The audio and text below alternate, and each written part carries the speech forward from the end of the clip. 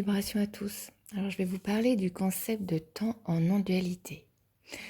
La non-dualité, la vision non-duelle, ou ce qu'on appelle l'éveil, c'est la vision que le personnage qu'on croit être, le moi, le je, et le monde sont apparents, sont illusoires, n'existent qu'en apparence.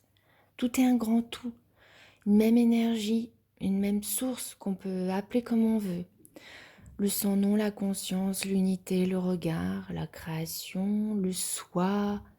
Voilà, tout est un grand tout se déployant sous forme d'objets distincts séparés et d'un personnage je qui semble être central. Et simultanément, cette conscience se vit, se regarde, se voit, se perçoit, se goûte, se révèle à elle-même. Là où elle se regarde, elle prend forme en même temps. Et là où elle ne se regarde pas, il n'y a rien d'autre. Il n'y a rien. Donc il n'y a que ça, le sans-nom, la conscience. Tout le reste qui apparaît est imaginaire, est fumé. Ce que vous êtes est ça, ce grand tout, le sans-nom. Vous n'êtes pas le personnage je. Ce personnage je est apparent. Quand ce corps physique d'énergie se dissout dans le tout, le monde imaginaire est toujours perçu. Ce qu'il voit, ce ne sont pas les yeux du personnage je apparent. Cette conscience, cette source qui regarde, qui voit, est intemporelle, elle n'a pas d'âge. Elle ne vieillit pas, ne naît pas, ne meurt pas, ne s'altère pas, ne change pas. L'histoire se déroule toujours. Ça apparaît toujours, ça se goûte toujours, ça perçoit toujours. Les mouvements de vie sont toujours là. Ce regard n'est jamais touché, il reste neutre, quels que soient les événements apparents, quel que soit l'âge du personnage je apparent. Tout comme l'écran de cinéma n'est jamais touché, quel que soit le film projeté. La conscience ou la création, n'a pas d'âge, elle est hors espace-temps, elle est infinie, intemporelle, mais elle apparaît en tant qu'un espace-temps apparent. Elle prend la forme d'un espace-temps apparent.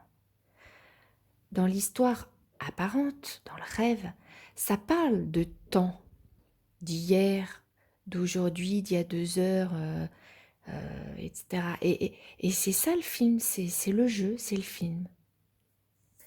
Concernant la phrase vivez l'instant présent, soyez dans l'instant présent, eh bien ça n'a pas vraiment de sens. Le personnage je ne peut que vivre, que être. Et que être dans l'instant présent entre guillemets. Il ne s'agit pas d'un présent qui serait un petit laps de temps fixe d'une seconde, par exemple, situé entre un passé et un futur sur une ligne de temps. En fait, il s'agit de non-temps. C'est pas fixe, c'est pas figé, c'est un maintenant mouvant lié à la perception, un maintenant illimité. C'est tout le temps maintenant, c'est éternellement maintenant. Tout se passe dans un non-espace-temps. Il n'y a que perception, regard, attention qui donne l'illusion d'un temps. Donc, c'est génial, quoi. Il n'y a rien à faire pour vivre l'instant présent. Le personnage je qu'on croit être peut avoir la croyance que pour vivre dans l'instant présent, il faille contrôler les pensées et contrôler l'attention. Ou bien, il faut faire absolument quelque chose, il faut faire une activité. Alors, dans un but qu'il s'est donné, peut-être de profiter pleinement de la vie, de rien regretter, d'être plus en paix, de ne plus fuir la réalité.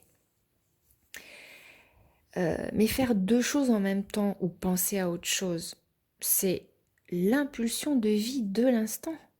Ne rien faire, c'est aussi l'impulsion de vie dans l'instant. Et même vouloir contrôler les pensées, c'est aussi élan de vie dans l'instant. Vivre dans l'instant présent est sans but, c'est juste la vie qui se déploie. Et pour ceux qui désespèrent et pensent ne pas réussir à se positionner dans l'instant présent, entre guillemets, c'est idéal pour capter plusieurs choses. Par exemple, le personnage discute avec quelqu'un pendant qu'il conduit dans sa voiture. Pour le personnage, la notion de vivre l'instant présent, entre guillemets, ça serait de conduire, mais sans discuter en même temps, d'être présent à sa conduite, d'être en pleine conscience de sa conduite. Donc déjà, s'il ne parvient pas à ne pas discuter en même temps que conduire, c'est idéal pour voir qu'il ne peut pas contrôler les élans ou énergies de vie. Ensuite, l'élan de vie qui est impulsé est vie de l'instant présent, de ce maintenant, peu importe le type d'élan, que ce soit de discuter en conduisant ou de penser en conduisant ou de conduire tout simplement. Il n'y a pas quelque chose qui serait mieux ou moins bien. La création apparaît librement en tant que le personnage jeu apparent, discutant en conduisant. Et c'est la vie qui s'exprime comme ça dans le non-temps, en apparence. Et c'est ok. Et qui conduit si l'attention est ailleurs? Ça conduit. Ça ne se trompe pas de chemin en plus. Parfois, il y a même des pensées mince, je suis déjà arrivée, j'ai pas vu la route, j'ai même pas vu passer les heures, est-ce que j'ai pas conduit trop vite, etc. Voilà. Et là, ça voit l'illusion. Quand il est vu que personne ne conduit, ça conduit, sans personne qui fait, sauf en apparence. Voilà, là c'est perçu l'émerveillement très furtif. Ça a fait tout seul, juste avant que ne surgisse la pensée, c'est moi qui ai conduit, et que cette pensée soit crue vraie. Et là, bam, identification au personnage jeu apparent. Il n'y a pas de ligne de temps figée, donc pas d'événements qui se succèdent sur une ligne de temps fixe. Le temps ne s'écoule pas sur une ligne de temps, sauf en apparence. Il n'y a que perception, image, ressenti, son, pensée en apparence. Une impression de succession d'événements avec une suite logique qui engendre une impression de temps. Par exemple, la vision des heures qui avancent sur une horloge, la vision d'un soleil qui se lève et se couche, la vision que les objets, les personnages grandissent et vieillissent, etc. C'est la perception qui crée le maintenant et pas l'inverse. Vous avez certainement déjà ressenti ça, quand le temps semble être plus ou moins long, élastique selon vos activités. Et très furtivement, il peut surgir cet étonnement, cette fascination que le temps vous a échappé. Et là, c'est vu, c'est là, c'est vu que la notion de temps est complètement irréelle. Vous avez peut-être aussi déjà capté cette sensation furtive de ne plus vous rendre compte de votre âge, avant que la réidentification au corps ne survienne de nouveau. L'enfance, le passé apparent du personnage est une histoire rêvée. C'est presque l'histoire de quelqu'un d'autre qui se raconte dans la vision non duelle. C'est neutre, sans qu'il y ait souffrance, sans émotion ancestrale qui remonterait d'un passé qui serait resté cristallisé quelque part depuis X années. L'émotion, elle surgit toujours dans le maintenant, elle n'a pas d'âge, elle n'est pas âgée. Tout un monde de formes se dessine en apparence, coïncidant avec l'histoire passée du personnage. Son physique va coïncider, par exemple avec des cicatrices, ses conditionnements coïncident avec des peurs liées au passé, ses programmes, les pensées, les émotions et tout le décor, les objets, des photos, des vidéos, des souvenirs, les signes, les symboles, les synchronicités, les événements, les réactions et caractéristiques des autres personnages qui sont témoins de son passé. Toutes les preuves de l'enfance ou du passé sont là. Elles se créent dans le maintenant, dans l'attention, dans le regard, dans la perception de l'instant, si vous préférez. Tout ce qui apparaît va conforter le personnage dans la croyance de ce passé. Tout, tout l'ensemble communique dans son entièreté. Tout s'écrit dans le maintenant. Alors cette phrase ne signifie pas qu'une intelligence invisible est en train de décrire la suite de l'histoire au fur et à mesure du temps qui passe, et en fonction des actes commis par le personnage, donc attention au karma. Ça veut dire que tout le scénario du film s'imagine dans l'instant du regard, de l'attention, de la conscience. S'il n'y a pas focus sur le passé, alors le passé n'existe pas. Et s'il y a focus, hop, scanner, apparition du personnage, il a tel âge, il a fait ceci et cela dans son passé, il a prévu ceci, cela dans son futur, etc. Alors, est-ce que le futur est déjà écrit ? Le futur n'existe pas en soi, il n'existe que dans le rêve. Là où il y a regard se dessine un futur apparent, et là où il n'y a pas regard, ce futur apparent se dissout dans le rien. Ce qui apparaît n'apparaît que parce qu'il y a regard focalisé dessus. Il y a conscience focalisée dessus. Le futur ne peut pas être saisi.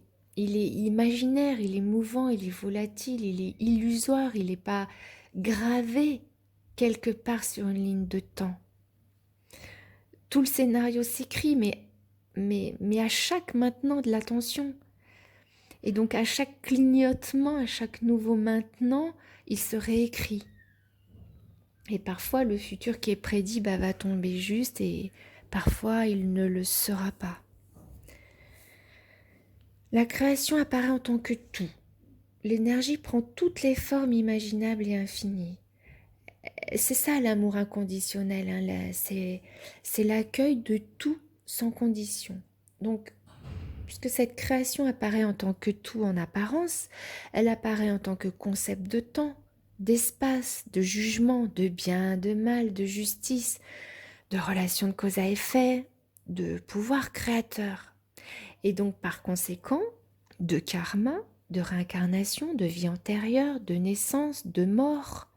Voilà, tout ça, c'est libre d'apparaître en apparence. Ces concepts de karma, de réincarnation, hein, tout ça, sont des croyances qui n'existent qu'en apparence, dans l'histoire, dans le rêve. Dans l'histoire, dans le jeu, hein, le personnage jeu est formaté. Il est construit de croyances, et tout sera vu et vécu teinté de la couleur des croyances, de telle sorte que les croyances se confirment. Croyance qu'il y a complot partout, par exemple, c'est la mode en ce moment. Croyance qu'il y a tromperie partout, croyance que tout est bien, que tout est beau, etc. Et c'est pas un problème. C'est le rôle du personnage, c'est comme ça, c'est la magie de la vie qui se déploie ainsi. C'est la création jouant à croire. Voilà, donc tous les concepts liés au temps n'existent que dans les croyances, qu'en apparence, et aucun événement ou acte supposé antérieur n'est la cause d'un état actuel, car tout surgit simultanément dans la perception. Cette compréhension, cette vision permet un relâchement énergétique, une détente, une légèreté, une ouverture, l'arrêt de sentiments d'injustice, de culpabilité, de responsabilité, de jugement, de regret, de remords, et le détachement d'avec le passé. Voilà, j'en ai fini, et je vous remercie de votre écoute et je vous souhaite le meilleur.